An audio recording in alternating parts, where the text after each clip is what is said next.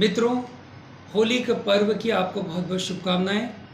नमस्कार, मैं पंडित आनंद शर्मा और हमारे YouTube channel astro Mahakal Ujjain में आपका बहुत बहुत स्वागत है। मित्रों, विगत कुछ दिनों से आपने होली के पर्व पर अलग अलग विद्वानों का अपना अपना मत सुना होगा और उसमें सबसे बड़ी एक जो बाधा आ रही है वो आ रही थी भद्रा और चंद्रग्रहण की।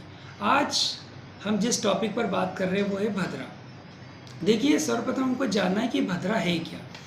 तो उसके पूर्व हमको ये जानना होगा कि हमारा जो भारतीय पंचांग होता है, पंचांग यानी 5 चीज़ों से बना हुआ। और ये पंचांग में 5 चीज़ें होती हैं: तिथि, वार, नक्षत्र, योग और करण।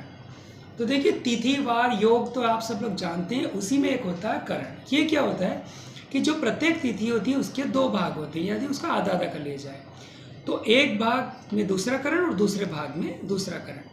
तो इसी में एक करण होता है विष्टिकरण, और ये विष्टिकरण को ही हम लोग भद्रा कहते हैं। देखिए, भद्रा वैसे तो अलग अलग जगह पे अलग अलग लोक में रहती है, परंतु जब ये धरती पर आ जाती है, यानी विष्टिकरण जब भी आता है तिथियों में, तो भद्रा हो जाती है। ऐसे वक्त हमको कोई भी शुभ कार्य है, कोई भी मांगलिक कार्य वो वर्जित हो जाते हैं, यानी पूजा पाठ वगैरह, मंत्र जाप वगैरह कर सकते हैं, परंतु कोई विशेष अनुष्ठान पूजन करने के लिए ये योग फलदायी नहीं होता है या अशुभ परिणाम देते हैं।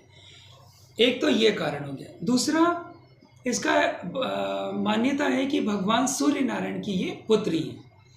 जैसे सूर्य नारायण भगवान के पुत्र हैं शनि, और शनि का भी लोक में प्रचलित है कि शनि न्यायप्रिय हैं, और जब भी उनकी दृष्टि पड़ती है तो 3, 7 और 10 इनकी दृष्टि पड़ती है तो थोड़ी अशुभ परिणाम देती है। उसी प्रकार जो भद्रा है ये भी थोड़ा सा अशुभ फलदायी रहती है, परंतु यदि हम कोई पूजा पाठ व्रत अनुष्ठान वगैरह करते हैं तो ये शुभ फल परिणाम भी देती है। अब ये 2 मार्च को लग रही हैं, शाम को 5:30-6 बजे से लग रही हैं। उसी समय फागुन जो है पूर्णिमा भी लग रही है, और ये सुबह यानी दूसरे दिन 3 मार्च को सुबह 5 बजे के आसपास लगभग रहेगी।